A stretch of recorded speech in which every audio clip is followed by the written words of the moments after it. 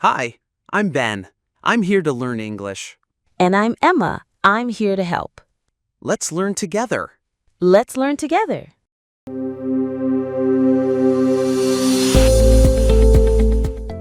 Quick question for you. Have you ever understood every single word someone said in English, but still had no idea what they meant? Like when someone says, yeah, I'll get back to you, and you're thinking, okay, tomorrow, next week, or never. Exactly. Today, we're unlocking the secret language of native speakers, common expressions they use all the time. And by the end of this episode, English conversations will feel more natural, more friendly, and way less confusing. Let's jump in.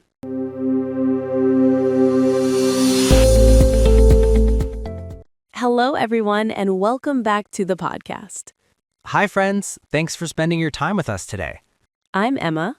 And I'm Ben. And this podcast is all about helping you learn real English, the kind people actually use. Not textbook English, not boring English. Real life English. Today's topic is common expressions used by native speakers. These are phrases you hear in movies, podcasts, offices, cafes, everywhere. But many learners don't learn them in class.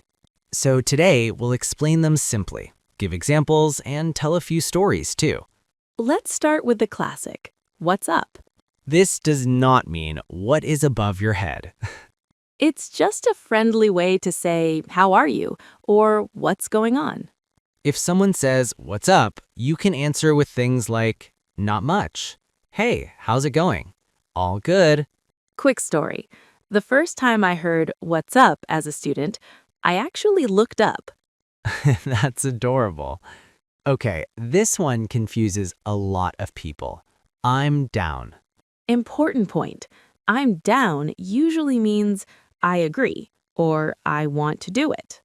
Example, do you want to get pizza? I'm down. But careful. I'm feeling down means sad. Same word, totally different feeling. English loves to play games like that. Let's talk about no worries. Native speakers use this all the time. It means it's okay, don't worry, no problem. If you say, sorry I'm late, and someone says, no worries, they are being kind and relaxed. Think of it like a smile in sentence form. Let's talk about I'll get back to you. Yes, the mysterious one. I'll get back to you means I don't have the answer right now, but I will later. Later could mean in an hour, tomorrow, or never. Usually it's polite and professional, but if you really need an answer, it's okay to ask again. Native speakers love being soft. Yes, instead of saying yes or no, they say kind of or sort of. Example, do you like coffee? Kind of. That means I like it a little, but not a lot. It's useful when you're not 100% sure. That makes sense. This is a great one for conversations. That makes sense means I understand you. Even if you don't totally agree, you can still say it. It's polite, calm, and very natural. Hang on. Hang on does not mean hang from a tree. It means wait a moment. You'll hear it a lot on the phone.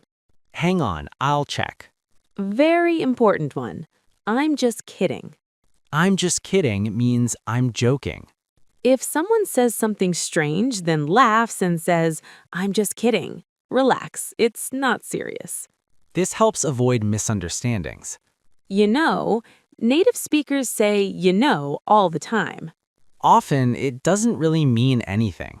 It's a funking phrase. You know, I was tired, so I stayed home. You don't have to answer yes. Life is not always yes or no. That's why we say it depends. Example, is English hard? It depends. Depends on time, practice, and confidence. Quick learning tip. Here's a tip. Don't try to memorize 100 expressions in one day. Pick 2 or 3 and listen for them in real life. movies, YouTube, podcasts like this one. All right, friends, that's all for today. Thanks for hanging out with us and learning together. If this episode helped you, please like the video. And subscribe so you don't miss future episodes. We're here every week to help you feel confident in English. Take care, keep practicing, and We'll see you next time. Bye.